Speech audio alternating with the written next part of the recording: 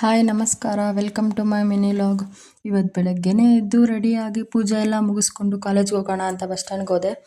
ಅಲ್ಲಿಂದ ಬಸ್ ಹತ್ಕೊಂಡು ಚಿಂತಾಮಣಿ ನಮ್ಮ ಕಾಲೇಜ್ ಹತ್ರ ಹೋಗೋಣ ಅಂತ ಹೋದೆ. ಕಾಲೇಜಲ್ಲಿ ಹೋಗಿದ ತಕ್ಷಣ ಫಸ್ಟ್ ಸರಸ್ವತಿ ದೇವಿ ಕಾಣಿಸ್ತಾಳೆ. ಸರಸ್ವತಿ ದೇವಿಗೆ ಒಂದು ನಮಸ್ಕಾರ ಹಾಕ್ಕೊಂಡು ಮೇಲೆ ಇರೋದು ನಮ್ಮ ಕ್ಲಾಸ್ ರೂಮ್ಸ್ ಮೇಲೆ ಹೋಗೋಣ ಅಂತ ಹೋದೆ. ಅಲ್ಲಿ ನೋಡಿದ್ರೆ ಇನ್ನೂ ರೂಮ್ಸ್ ಬೇಗ ಓಪನ್ ಮಾಡಿರಲಿಲ್ಲ, ಯಾಕಂದರೆ ನಾನೇ ಬೇಗ ಬಂದಿದ್ದೀನಿ ಇವತ್ತು. ಸರಿ ಊಟ ಮಾಡೋಣ ಅಂತೇಳಿ ಊಟ ಮಾಡೋಣ ಅಂತ ಕೂತ್ಕೊಂಡ್ವಿ.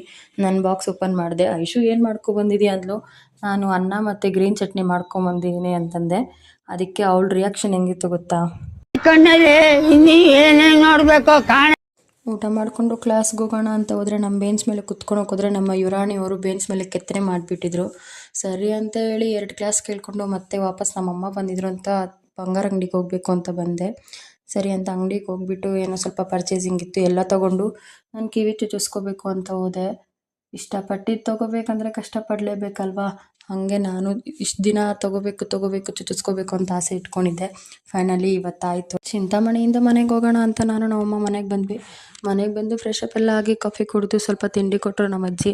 ಅದನ್ನು ತಿನ್ಕೊಂಡು ನಮ್ಮಮ್ಮ ನೀನು ತಲೆಗೆ ಎಣ್ಣೆ ಇಡಲ್ಲ ಬಾ ಅಂತ ತಲೆಗೆ ಎಣ್ಣೆ ಇಟ್ಟು ಚಿಕ್ಕ ಮಕ್ಕಳಲ್ಲಿದ್ದಾಗ ಜಡೆ ಹಾಕ್ತಿದ್ರಲ್ವ, ಆ ಥರ ಎಲ್ಲ ಹಾಕ್ತಾಯಿದ್ರು. ಸಾಯಂಕಾಲ ಹಂಗೆ ತೋಟದ ಹತ್ರ ಹೋಗ್ಬಿಟ್ಟು ಬರೋಣ ಅಂತ ಹೋಗಿದ್ವಿ. ಇವತ್ತಿನ ಕತೆ ಇಷ್ಟೇ. ಮತ್ತೆ ಸಿಗೋಣ ಮುಂದಿನ ವಿಡಿಯೋದಲ್ಲಿ. Thank you.